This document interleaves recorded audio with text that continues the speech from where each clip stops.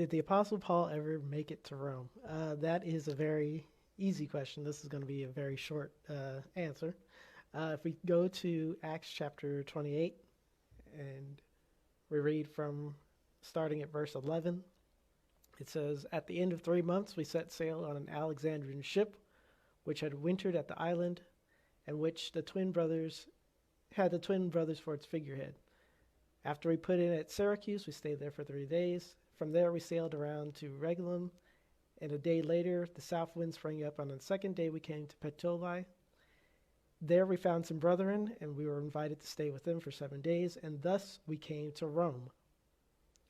And the brethren, when they heard about us, came from as far as the market of Appius and the Thraeans to meet us. And when Paul saw them, he thanked God and took courage. And when we had entered into Rome, Paul was allowed to stay by himself. So as we can see in Acts chapter 11, or Acts chapter 28, verses 11 through 16, that Paul did in fact make it to Rome, and he was once there put under house arrest.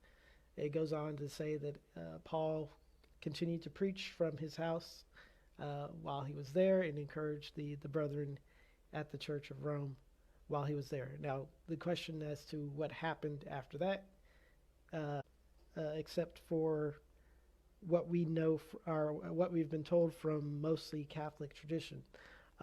And Catholic tradition is a very questionable source of history. We know that Paul, or we are pretty sure that Paul was executed by Nero Caesar at Rome sometime between 64 and 67 AD.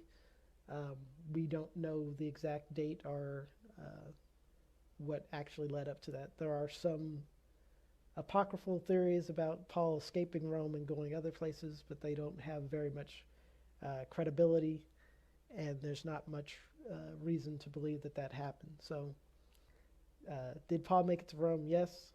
He was there for at least 2 years under house arrest, and most likely he was executed shortly after that. But we don't have a lot of information to know exactly when or where or what the circumstances of that was. So I think that answers the question.